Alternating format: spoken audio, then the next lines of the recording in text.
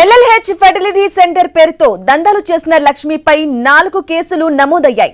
2022లో agent గా egg donate చేశారామే. ఆ తర్వాత పరిచయాలు పెంచుకొని దందా మొదలుపెట్టినట్లు పోలీసులు గుర్తించారు. ఇక లక్ష్మితో సంబంధాలున్న ఫెర్టిలిటీ సెంటర్లపై నిఘా పెంచారు. రైట్ గా ఇదే విషయానికి సంబంధించి తాజా అప్డేట్ అందించడానికి మా ప్రతినిధి ప్రవీణ్ అందిస్తారు. ప్రవీణ్,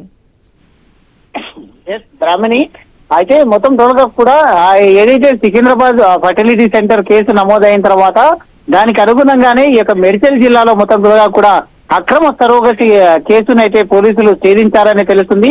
దాంట్లో భాగంగానే పోలీసులకు ఎఫ్ఐఆర్ లో కూడా కీలక విషయాలు కూడా బయటకు వస్తున్నాయి.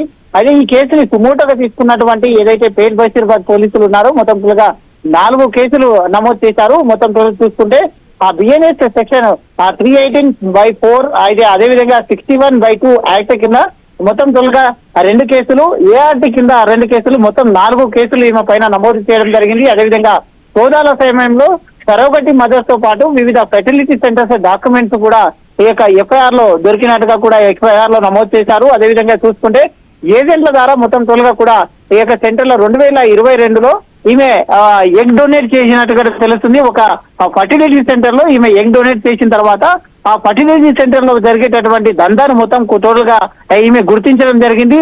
అదే విధంగా అదే కోణం లోపల అక్రమంగా సరోగసి ఆ మదర్స్ ని కూడా ఈమె కాంటాక్ట్ చేస్తూ మొత్తం టోటల్ గా ఒక వ్యవహారమే నడిపిస్తుంది. దీంట్లో ఏజెంట్లుగా కూడా కొంతమందిని పెట్టుకోవడం జరిగింది. ఈ దాంట్లో మెయిన్ గా చూసుకుంటే తన బిడ్డ కొడుకుని గిట ఈ దాంట్లో దించేసి కొన్ని హైదరాబాద్ లో ఉండేటటువంటి ఏదైతే ఆ సరోగసి సెంటర్స్ ఉంటాయో కొన్ని ఆ యొక్క ఫర్టిలిటీ సెంటర్స్ ని ఆధారంగా చేసుకొని ఈ యొక్క దందా నడిపిస్తున్నట్టుగా తెలుస్తుంది. మొత్తం త్వరగా ఎల్ఎల్హెచ్ ఫర్టిలిటీ సెంటర్ పేరుతోని మీ యొక్క దందా మొత్తం త్వరగా కొనసాగించినట్టు తెలుస్తుంది. కాబట్టి అయితే మొత్తం ఈ దాంట్లో చూసుకుంటే మొత్తం లక్ష్మికి పలు ఫర్టిలిటీ సెంటర్ లో సంబంధాలు ఉన్నట్టుగా పోలీసులు కనుక్కున్నారు. పోలీసులు కనుక్కున్న నేపథ్యంలో ఏ రాష్ట్రాల్లో ఈమెకు ఉన్నటువంటి సెంటర్లు లింకులు ఉన్నాయి, ఎవరెవరి దగ్గర ఎంతెంత అమౌంట్ తీసుకుంది అనే కోణం లోపల దర్యాప్తు చేస్తున్నారు.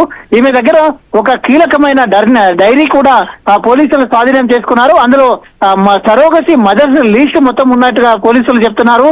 ఆ యొక్క దంపతులు ఎవరెవరు అయితే ఎంత అమౌంట్ తీసుకున్నా మొత్తం టోల్గా కూడా అవి వివరాలన్నీ బయటకు తీసే ఆలోచనలో ఉన్నారు.